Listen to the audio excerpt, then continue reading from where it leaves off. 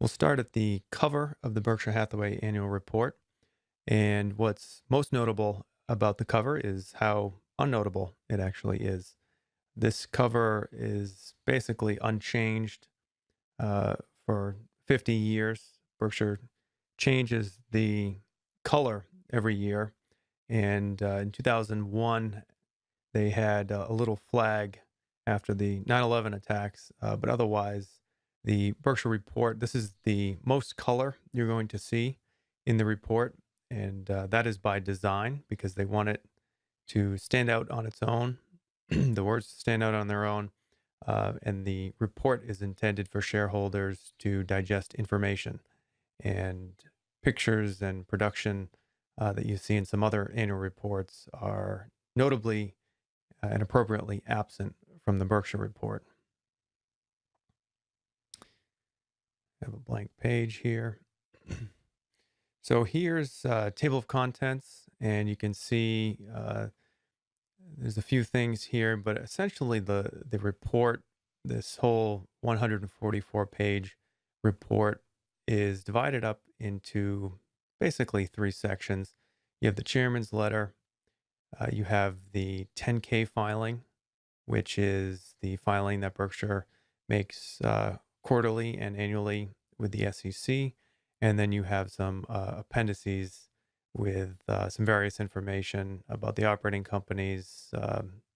And every now and then, Buffett will throw in a couple of little interesting extras. Next page is a history of Berkshire's performance against the S&P 500, beginning in 1965 when he took control of the company. And you can see the two main columns here are the change in Berkshire's market value and the S&P 500 with dividends. The market value data was first added in 2014 when Buffett introduced it as a better measure of Berkshire's change in intrinsic value over time compared to book value, which was the metric previously used up until 2018. So 1 year ago, that was dropped as a metric. And we can see in 2019, Berkshire's share price advanced 11% against the market's 31.5%. But when you look at the gain over the past 55 years, you can see Berkshire's doubled the S&P 500. And Buffett has written that that is a good approximation of the change in Berkshire's intrinsic value over time, which is the most important figure. And a doubling of the market over 55 years produces these staggering compounded overall gains, which is a testament to the power of compounding. Next, we'll jump into the chairman's letter. And what Buffett's trying to do in these letters is distill the information that he would want to know if he was on the other end, if he went away for 1 year and didn't know what happened in the business. He wants to tell that story. So he begins the letter discussing what Berkshire's earnings were last year, and he's pointed out the fact that in 2018, an accounting change required that the unrealized capital gains flow through the income statement, and that causes all kinds of issues for companies like Berkshire that have large holdings of marketable securities. So he's broken down this $81 billion net income per GAAP, per generally accepted accounting principles, into the $24 billion of operating earnings, which is the most important figure, $3.7 billion of realized capital gains, which prior to that accounting change would have been included in net income, and then this huge $54 billion gain from unrealized capital gains from the stocks that they hold. And as Buffett points out, he and Charlie Munger don't agree with that rule.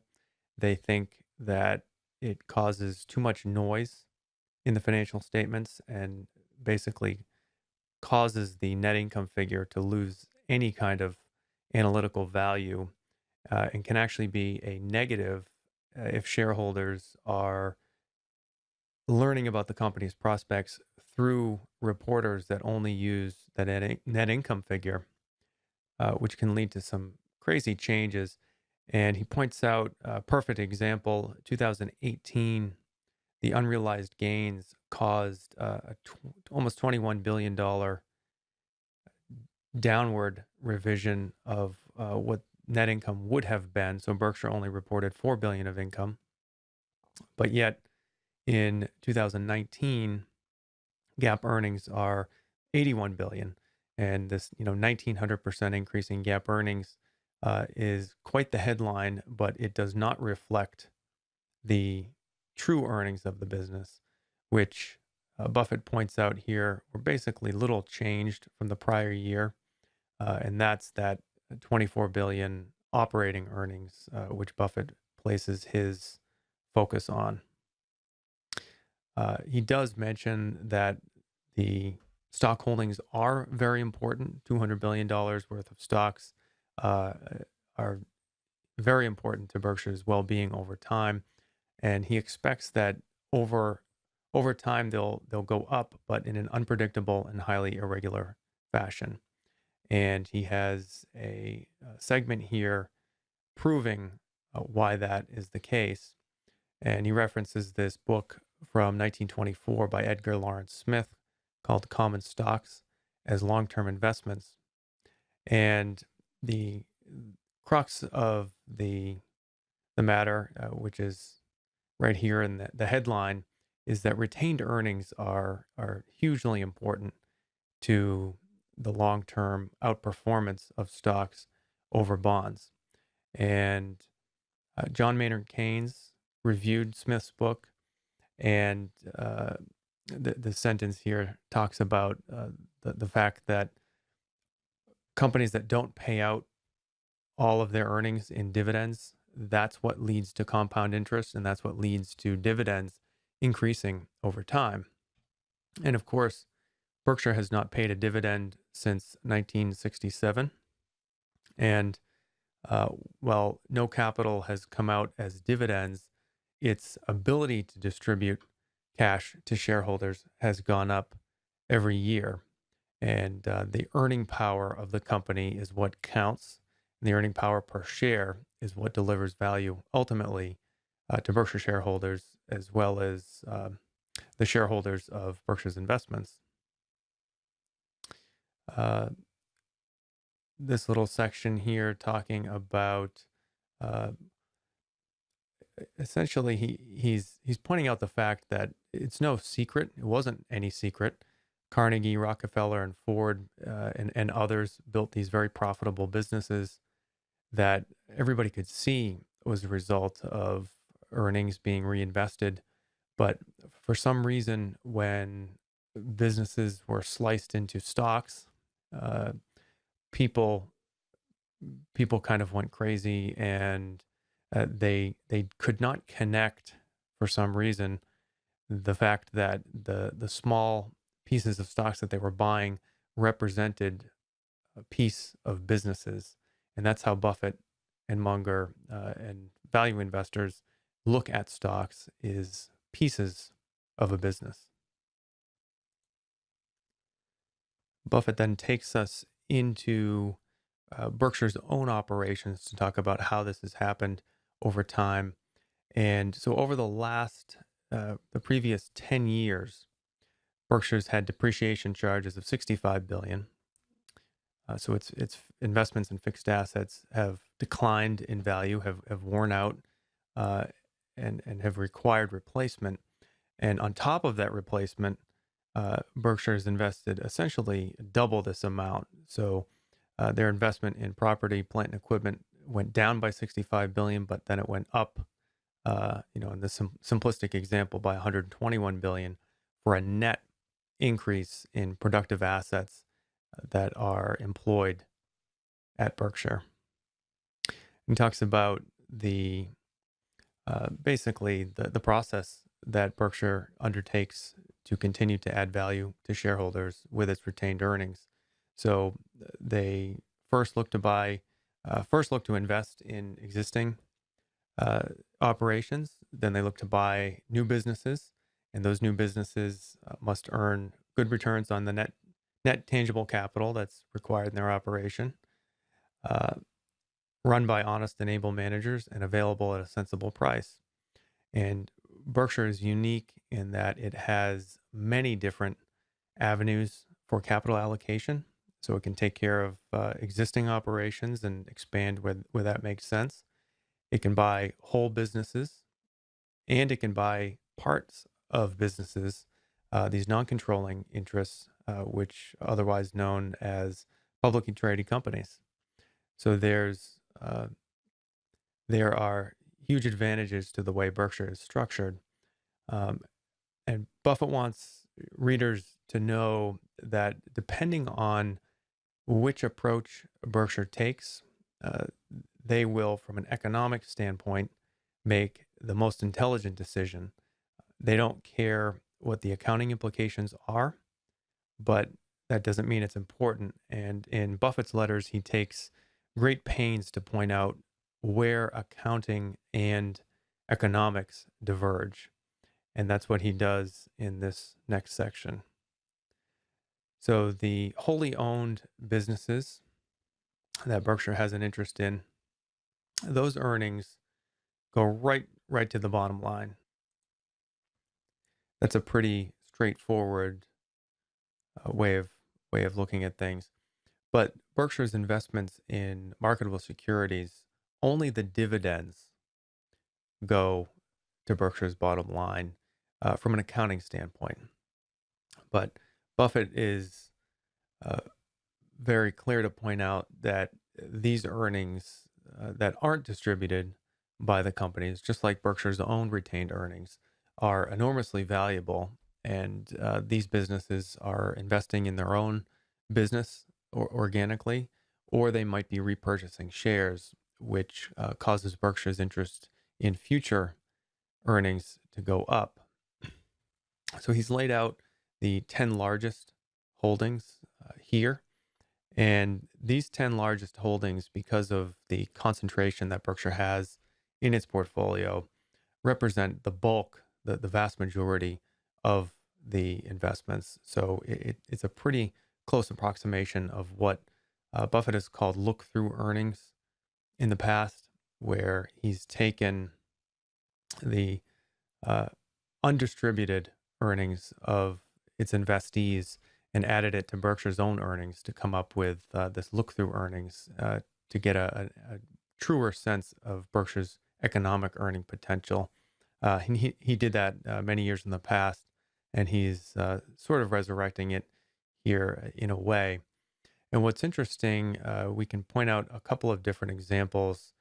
So the first one here is American Express, and they owned almost 19% at year-end 2019. These figures are only these are Berkshire's share of the company's earnings. So the overall earnings are much greater, but just Berkshire's share, slice of the pie, if you will. The dividends from American Express only amounted to $261 million, but they retained almost $1 billion into the business that will continue to grow for Berkshire's benefit. And so you can see the companies in this list range from, say American Express that pays out little in dividends and retains a lot, to Coca-Cola, which is essentially flipped and has greater dividends than the amount retained, and to Wells Fargo, which is about equal. But total for these 10 companies, Berkshire received $3.8 billion in dividends, but there was $8.3 billion that didn't show up anywhere on Berkshire's financial statements. And he is confident because he knows that Berkshire owns businesses, not just pieces of paper, that 8.3 billion will be put to work in some way that is advantageous to Berkshire shareholders over time. And he ends this section by saying, Mr. Smith got it right, that retained earnings are the key to compounding wealth.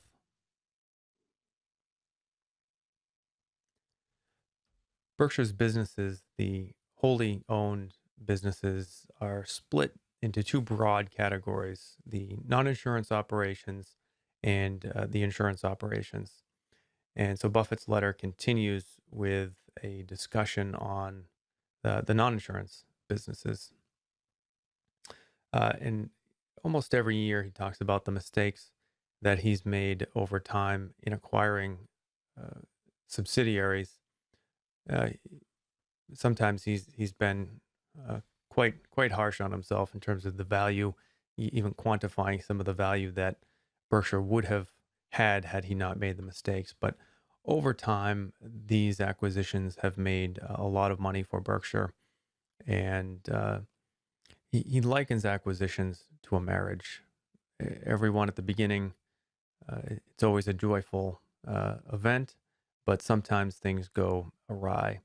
And so his conclusion is that he's made some mistakes, but that the record is largely acceptable. And I think that's quite modest of him to say that, because the record of Berkshire Hathaway is, uh, well, maybe more than satisfactory for some of those shareholders that were lucky enough to get in some of the early years.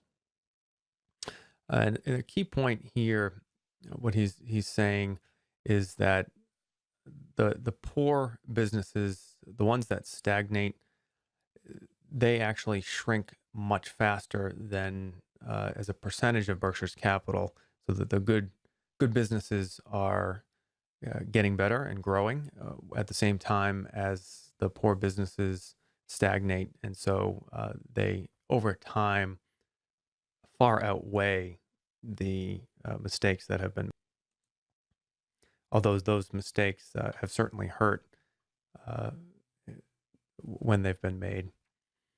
He brings up again Berkshire's origins as a textile business, and when he took it over, all the capital was tied up in textiles, and for many years he spent time laboring, trying to both free the some capital from the textile business to invest in other better businesses. And eventually, in the 1980s, 1985, the decision was made to shutter the textile business, and it was sold for essentially nothing. But all that capital that Berkshire has today basically came from that original textile business, and proves that money can be moved around to its highest use, and cause some quite dramatic positive results if done properly. Uh, so he talks about Berkshire's businesses being today in uh, uh, good to excellent businesses that earn very good returns on net tangible assets. And we'll see in a little while that the difference between the underlying business, what the underlying business has for assets, what it earns, and what the shareholder earns if a shareholder pays a premium, can diverge. But Berkshire's businesses, as they stand alone, are very good businesses overall. And he mentions insurance being the superstar, and we'll see in a minute why that is most definitely the case. Now, in previous letters, Buffett has actually supplied some pretty interesting tables to go through and highlight the economic characteristics of these businesses. Just a few years ago, he used to include a balance sheet and income statement for the manufacturing, service, and retailing businesses, but he's sort of deferred to pointing to the 10K to give shareholders that information. Part of it's because it's repetitive, and part of it, he says that he doesn't want to give competitors an idea of really what those operations are doing, because some of them are very, very good businesses. And he's quick to point out here, too, that, which he does in almost every letter, that earnings, as Berkshire reports them, they don't try to do any kind of adjusted earnings or anything of the sort. They don't talk about EBITDA. They point out time after time that depreciation charges, all these non-recurring charges that some companies add back, they consider them very, very real. And other managements take pains to add them back in the hopes that shareholders will place a higher value on the company. But Buffett's letters, by and large, point to reality, good or bad, and he likes to give, again, that information that he would want if the roles were reversed, and talk about the economic reality. So he'll start off with some of the specific businesses here. The two largest are Berkshire Hathaway Energy and the railroad, and these two earned $8.3 billion in 2019. And Buffett does note that Berkshire Hathaway Energy is 91% owned, the other two owners being two directors of Berkshire, Walter Scott and Greg Abel. And those earnings increased 6% over 2018. The next five largest are Clayton Homes, International Metalworking Companies, which is a cutting tool business and other industrial tool manufacturer. Lubrizol, which is in the oil and additives business. Marmon is actually a little mini conglomerate, actually not so mini conglomerate, that resides within Berkshire, and we'll get into that in some of the footnotes. And Precision Cast Parts, which manufactures aerospace parts for airplane manufacturers, as well as engine manufacturers for the aerospace industry. 4.8 billion of earnings from those five, unchanged from 2018. The next five on the list are Berkshire Hathaway Automotive, a collection of dealerships, Johns Manville, which does many other things in addition to its main business of providing insulation products for building companies. NetJets, which has a fleet of fractional jet ownership, and Shaw Carpet is one of the largest carpet and flooring companies in the United States, and TTI, which is an electronics components distributor. So those five earned 1.9 billion, which was up from 1.7 the prior year. And then everything else, which when it comes down to the individual subsidiary levels, are probably over 100 businesses. Those many businesses owned 2.7 billion, which was down slightly from 2018. So the total net income was 17.7 billion from these, and that was up 3% from the 17.2 billion in 2018.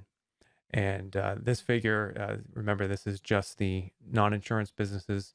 So of that 24 billion of operating earnings, this is a big piece of it, but it does not include the insurance and some other earnings. This is kind of an interesting little segment, and Buffett will pull out these little gems from time to time and point things out to shareholders. So in 2019, Lubrizol, the oil additives business, which has operations worldwide, sustained a fire. And Buffett says, well, it's unfortunate they had a fire, but fortunately they had insurance that covered it. And of course, Berkshire Hathaway is a major insurer and had exposure to Lubrizol. So from what Buffett writes here, Lubrizol had other insurance as well, but one of the largest was Berkshire. And it's not really a good or bad thing. It just sort of is. It's an interesting little anecdote. But Berkshire operates so decentralized that Buffett did not say it, but I'm quite confident that Lubrizol didn't get any kind of deal from the insurance business. The insurers are incentivized to make sure that they have properly underwritten the risks that they take on, and so it's more of a coincidence than sort of an interesting little anecdote that Buffett points out to shareholders. But they do look to make sure that the aggregated risks that Berkshire takes on do not hurt the company. Uh, so it's not unimportant that these risks both fell on Berkshire, but it's certainly not something that that's of huge import. Just sort of an interesting little aside. The next major section of Berkshire's controlled businesses and the engine of its growth is the property casualty business, insurance. So Buffett often will recount the history of Berkshire's entry into insurance, and it happened shortly after Buffett bought control of Berkshire Hathaway in 1965. 1967, Berkshire purchased for 8.6 million National Indemnity and National Fire and Marine, and that business has grown to the largest property casualty business as measured by net worth, and that's because of the retained earnings that it's kept in the business, among other things, like additional capital that's been contributed over the years. Buffett is a master of pointing out, making complex topics very simple. And insurance is pretty simple, but he summed it up very, very aptly here in two ways. One is insurance is a business of promises.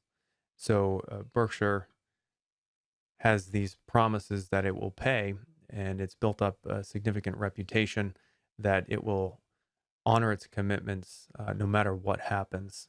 So that the basic economic model of insurance is that the insurance receive premiums up front and pay claims later. That's about the as close to an essence of what insurance is. And there's two. We can get into it in the footnotes, but there's essentially the two differentiated parts of insurance, or there's long tail and then there's short tail. Short tail is something where those premiums up front and the claims paid are pretty quick, hence the short tail.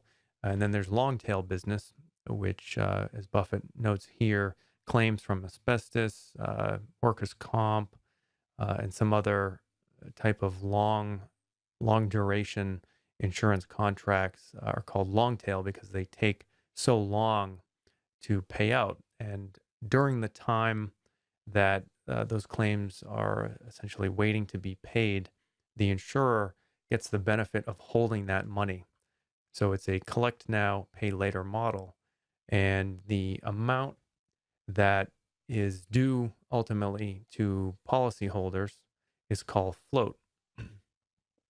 So the float, in previous letters, Buffett has called this, something basically that someone has come to you, deposited a sum of money, and has left, and you get the benefit of investing the money. So over time, Buffett starts this little history at 1970. Over the last 50 years or so, float has grown from 39 million to over 129 billion. And as Buffett notes, it is a liability on the balance sheet, but it functions differently, and it's also structured in such a way that it can't all of a sudden be demanded of Berkshire. So he quantifies this and expects that even though it's grown over time, it probably will decline at some point. But if it does, the decline he expects will be no more than 3%.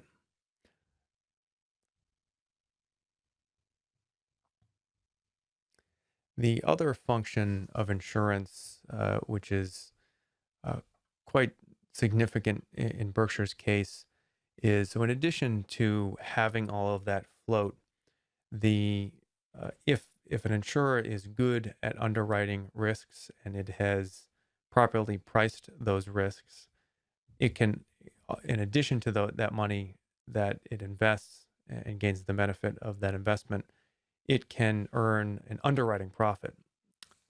So if ultimately the money that's paid out is less than the premiums that are paid in, it gets this double benefit. But of course, the industry, everyone knows, it's no secret that this float is very valuable. So the effects of competition can be quite dramatic in insurance. And Berkshire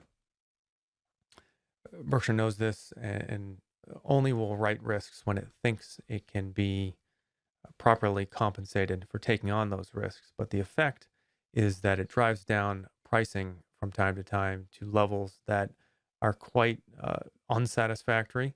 And the interest rate environment in which the insurer operates is all important because it takes that money, invests it in securities, usually bonds, and uh, if it can't gain what, what it what it loses in underwriting, and they usually lose money in underwriting, it must make up in investing. Uh, so Buffett, these two parts here are talking about the fact that most property casualty companies, because they write so much volume, essentially are forced to hold high grade bonds. And Berkshire is in a far better position because it can invest almost without restriction. So those insurers, he talks about here that they have been reaching for yield, which is very dangerous.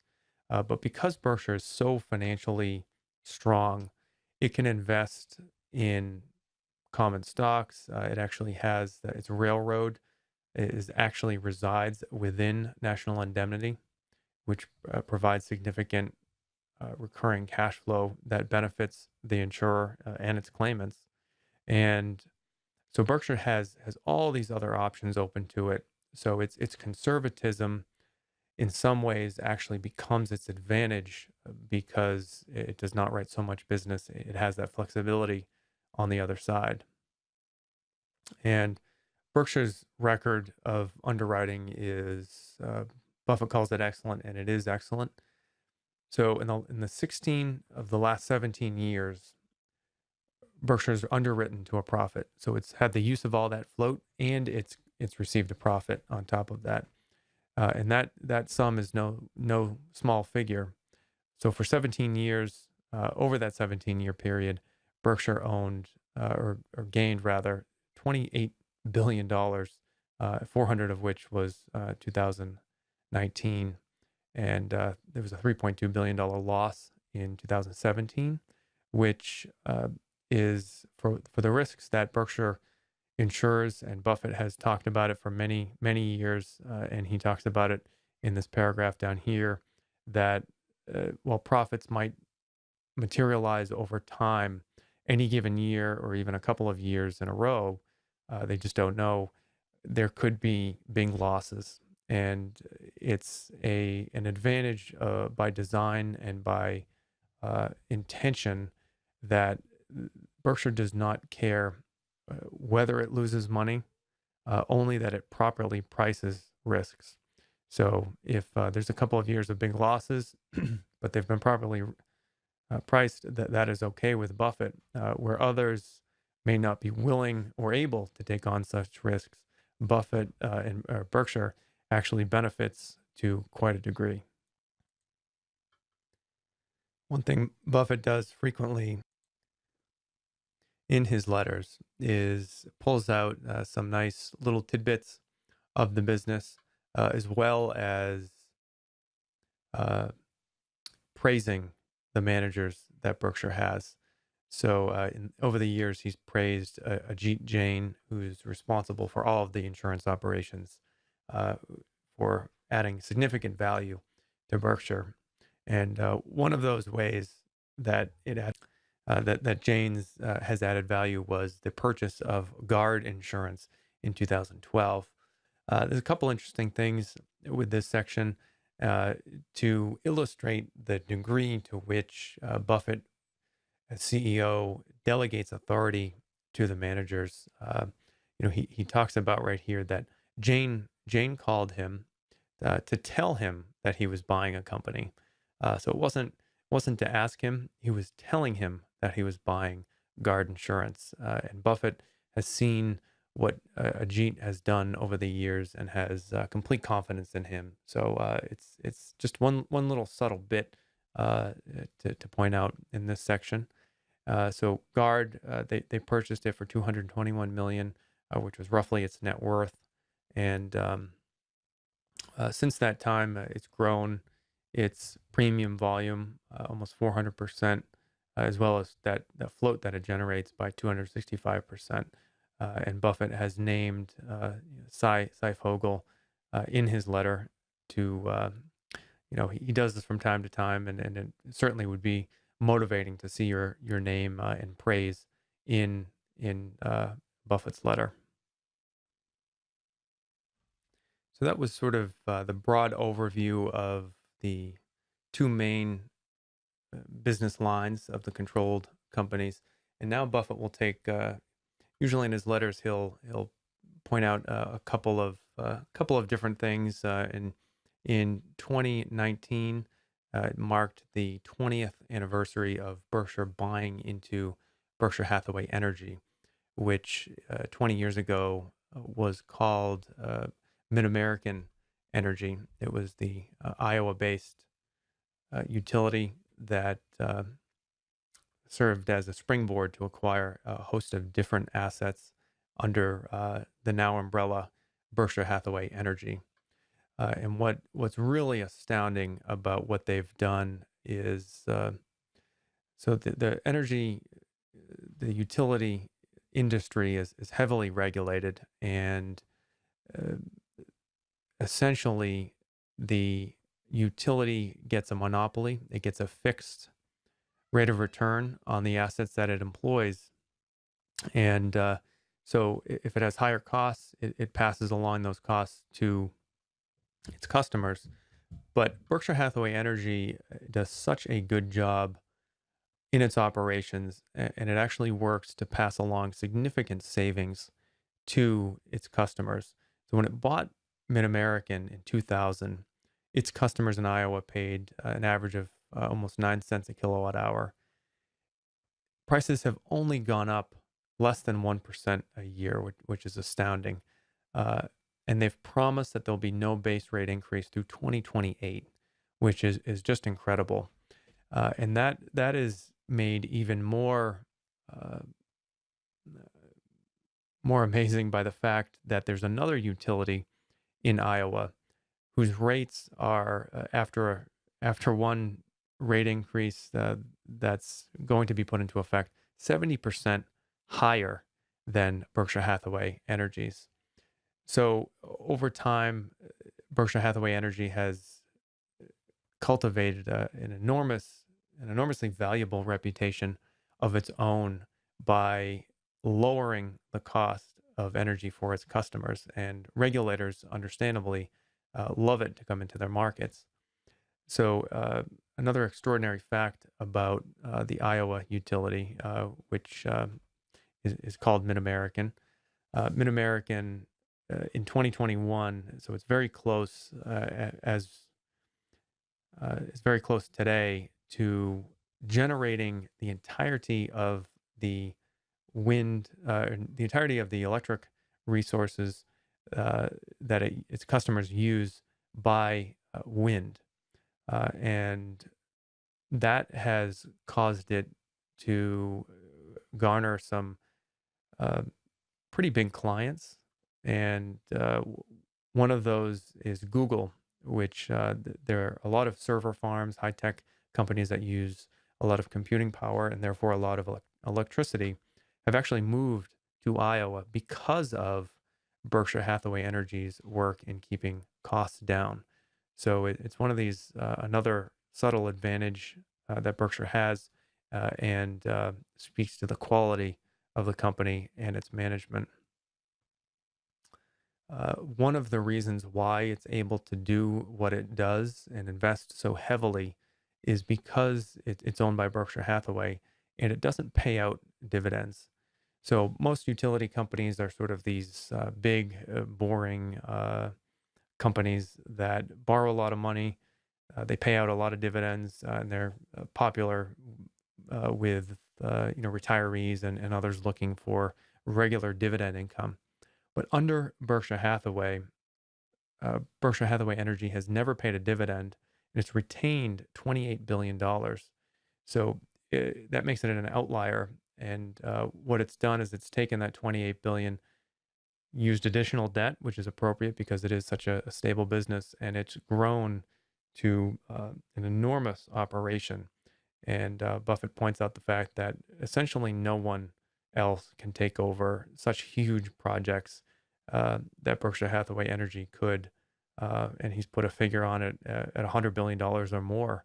And its investments are just about close to that at the current day. And as Buffett points out elsewhere, the country's appetite for investments in utility infrastructure will essentially never end.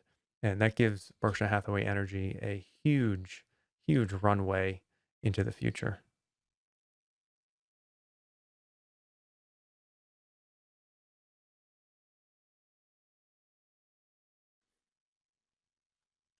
Buffett's letters just about every year have a section on its investments, which are a very big and important source of value for the company.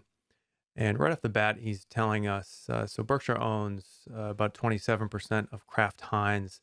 And because it's not a 100% owned subsidiary, it's reported, even though Kraft Heinz is public, because it owns so much, it's reported on the equity method, which means that its value on the balance sheet is reported separately, and the income from Kraft Heinz is reported in its entirety to Berkshire instead of just the dividends, which is an important figure important thing to note. Also, as he touches on, it's held and a gap figure of 13.8 billion, but the market value of those shares was only 10.5, and that's because of some of the challenges that Kraft Heinz has had over the past couple of years. It wrote down some of its brands, and it's been struggling uh, uh, to make some financial returns work, and the market has discounted the value of its shares. So the market value, even just a couple of years ago, was over 20 billion, and that same gap figure, or was a figure that was close to that 14 billion, basically remained the same. So Berkshire's balance sheet is insulated to some degree by the fact that the swings in the market value of those shares do not go to the bottom line, unlike the remainder of the investments. So here's the table of the largest holdings that Buffett's picked out for us to look at. So of the $250 billion portfolio, these listed here represent the vast majority of that total figure. And just a couple to highlight here. American Express, as we saw earlier, Berkshire owns 19% of it. And this ownership interest has been unchanged for a number of years. And you can see the differential between cost and market value of that investment. Another one to point out is Apple. Berkshire owns just under 6% of Apple at year end 2019, which represents into the double digits. I think about 14% of its Berkshire's market value is represented by Apple, which at year end 2019 was worth almost 74 billion, which is a huge investment, and speaks to the fact that Berkshire does not heavily diversify its portfolio. if you look back at Berkshire's history over the years, it has historically maintained similar levels of concentration in its investment portfolio, and that has not changed. So the top five holdings are American Express, Apple, Bank of America, Coca-Cola, and Wells Fargo. And a couple things to note here: Berkshire does have some pension funds that do have investments, but those are not included in this table.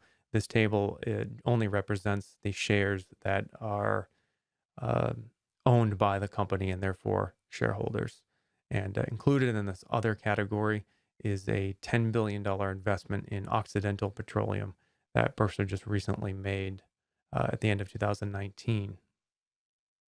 So uh, Buffett points out here that he and Charlie Munger don't view the portfolio as just a collection of stocks. It's not anything that they uh, fret about, no matter what Wall Street does, what the Federal Reserve does.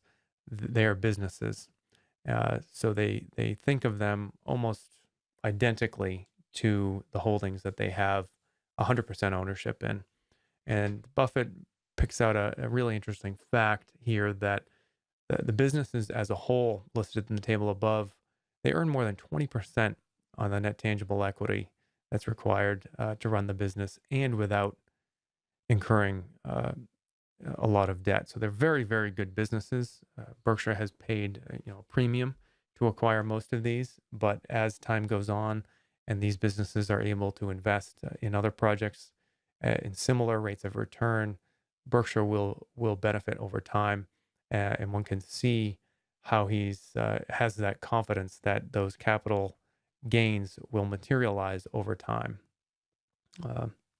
One thing that he points out is the level of interest rates, which is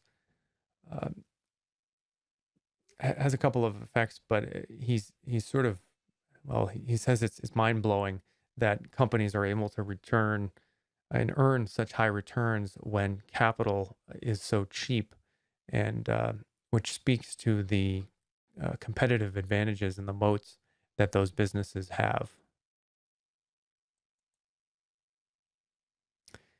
This section here, the tail end of the investments section, Buffett's saying that he's very, very confident that equities will outperform bonds and cash over time, but he's very quick to point out that anything can happen tomorrow. And he's used the example in the past that September 11th or September 10th was just an ordinary day, and no one knew what was going to happen the day after. So something to keep in mind, that anything can happen to stock prices. The market could actually close. We just don't know. A 50% drop in stocks is probably even likely, certainly likely over a longer period of time. So even though there's a tailwind from America and retained earnings, it's something that the investor should keep in mind, that even an owner of Berkshire should never use borrowed money. And if they can avoid borrowing money, which is pretty easy to do, and if you can control your emotions, then you will do well over time. But he cautions that you should not use borrowed money, because it can be very, very dangerous to investments over time. In this next section, Buffett is talking about Berkshire's succession, essentially. And with Buffett in his late 80s and Charlie Munger already well into his 90s, succession is something that's become more at the forefront, but at the same time, it's something that, as Buffett says, shareholders don't need to worry. Buffett and Berkshire have put in many different changes that have essentially made his departure a non-event. One of those is elevating Ajit Jain to vice chairman of insurance businesses, and Greg Abel to manage the non-insurance businesses. One of those two men will likely become CEO when Buffett steps down, most likely Greg Abel. But Berkshire also has two investment managers, Todd Combs and Ted Weschler, that will take over investments once he's gone. So he's confident that Berkshire is prepared for when Charlie and Warren leave, and he lays out 5 factors here. So Berkshire has extraordinary businesses. They're set up in such a way under the Berkshire umbrella that allows for significant advantages to those businesses that otherwise would not uh, be available, such as moving capital between businesses tax-free, having the availability of insurance float, and the ability of the non-insurance businesses to cover any huge losses that come from insurance, and having the utility business, which can generate significant tax credits, which become that much more valuable to Berkshire because it has a large source of taxable income. Uh, Next is Berkshire's uh, balance sheet, which is Buffett calls it the Rock of Gibraltar. That it can withstand just about anything that happens, and come out on the other side even better off than it went in, all things considered, or at least better than most. Fourth, they have the devoted managers that importantly are not there for the money. Buffett certainly pays them well, but they're there for the fun of it. They like doing their jobs. In many cases, they've built the businesses that have been sold to Berkshire, and so they love running the companies more than they like the money, which is not always the case at a lot of companies, and it's a source of significant value to Berkshire Hathaway. And last, Berkshire has a board of directors, owners, and a culture that is second to none, and is reinforcing and will continue long after they go. And Buffett touches on the fact that he has 99% of his net worth in Berkshire. Once he dies, his executors will not sell any shares, and that it will take maybe a decade or a decade and a half before those shares are gone and into the market. And that's an important point because there are some that think, maybe when Buffett dies, his shares will have to be sold, and the about 20% ownership that he has in Berkshire will flood the market and cause the share price to tank. But he's pointing out here that that is not the case, and that it will take time both for the estate to distribute the shares that Buffett owns, as well as the philanthropy operations, the philanthropies that will ultimately receive the shares, one of which is the Bill and Melinda Gates Foundation, will have about a decade to dispose of those shares. So it'll be a long time from the time that Buffett dies that those shares will hit the market. Buffett here talks about the directors, and he puts in these subtle hints and almost posthumous instructions, or what will be, sort of beyond the grave almost, instructions and to us, to the board. And he's talking about that he has faith in Berkshire's directors, that they're not going to be tempted by people that come to them with bearing fees, that are trying to get them to buy businesses, sell businesses, otherwise restructure Berkshire into something that benefits Wall Street, but that does not benefit the owners of Berkshire Hathaway. So he leaves these little hints from time to time, as well as his confidence in the directors, which just about all of them, I believe, have significant investments in Berkshire, and they are properly incented and don't receive just about any compensation for doing what they do, which leads into his next section, talking about boards of directors.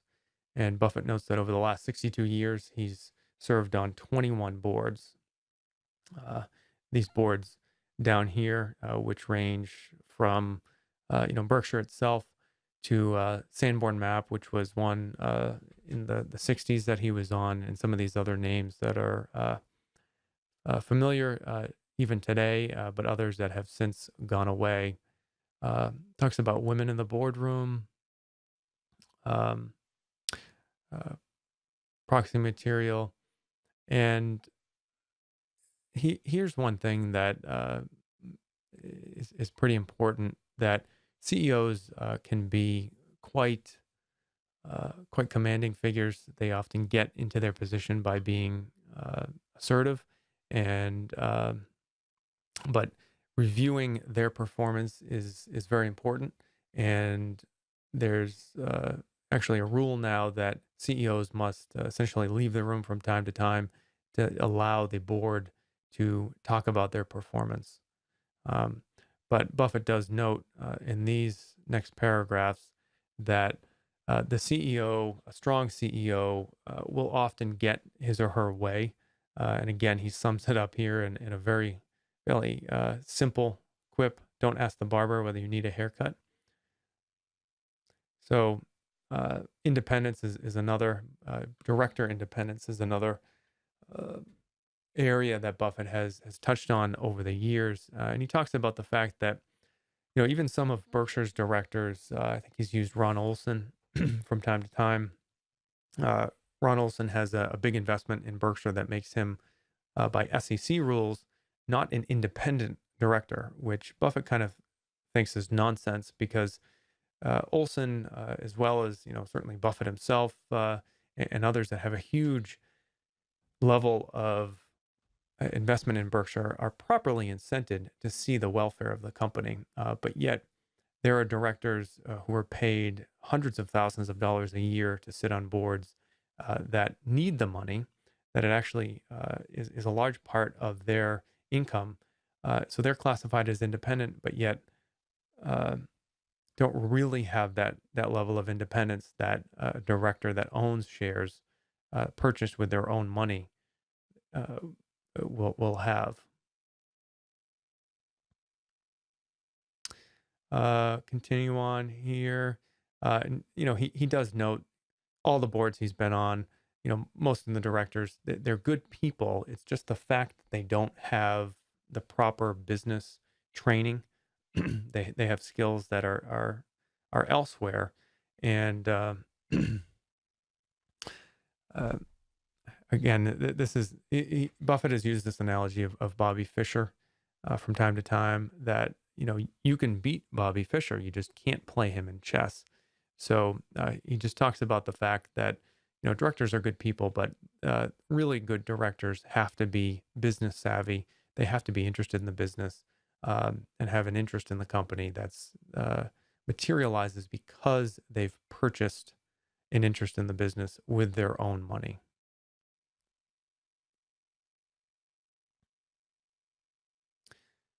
Getting towards the tail end of the report here, we have a couple of odds and ends talking about share repurchases. Buffett has had uh, quite lengthy discussions on share repurchases in prior letters, but basically reminds shareholders that it comes down to a couple of simple tests.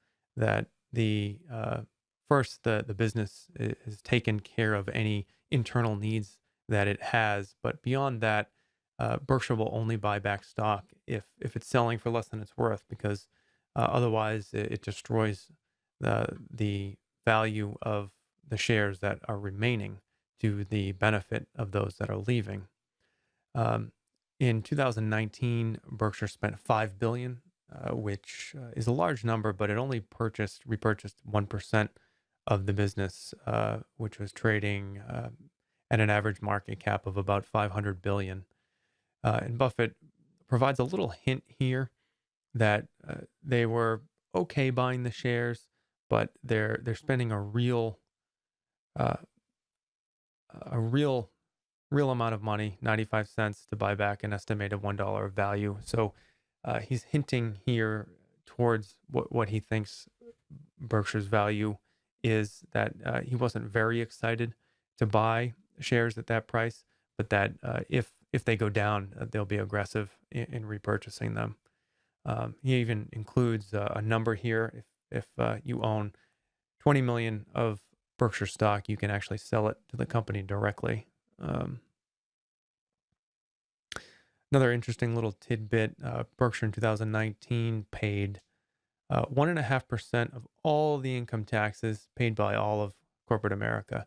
In the past, he's actually quantified that to talk about how Berkshire has paid, all of the government's expenses for something like 4 hours, which is kind of an interesting little fact. Um, Lastly, he wraps up the letter with a change in the annual meeting format. So this year, this is actually being recorded on May 1st. So the annual meeting is not being held in person. It's being held via video conference through Yahoo. And so Ajit Jain and Greg Abel were going to be the two there to answer questions in addition to Buffett and Munger. Now it will just be Buffett and Abel. So we'll get a little taste of what that looks like this year, but we'll have to wait until next year to see how that full revised format works out. So that's the annual letter. There's a lot that has been left unsaid. A lot of questions on what makes up this huge conglomerate that is Berkshire Hathaway, and we'll continue on through the annual report. We've made it through 16 pages of 144, so just through Buffett's letter, but it's an important piece to get sort of a feel for what happened in the business over the past year. And as we dig deeper, we'll get into some more of the numbers and some more of the specifics of the many businesses that Berkshire owns.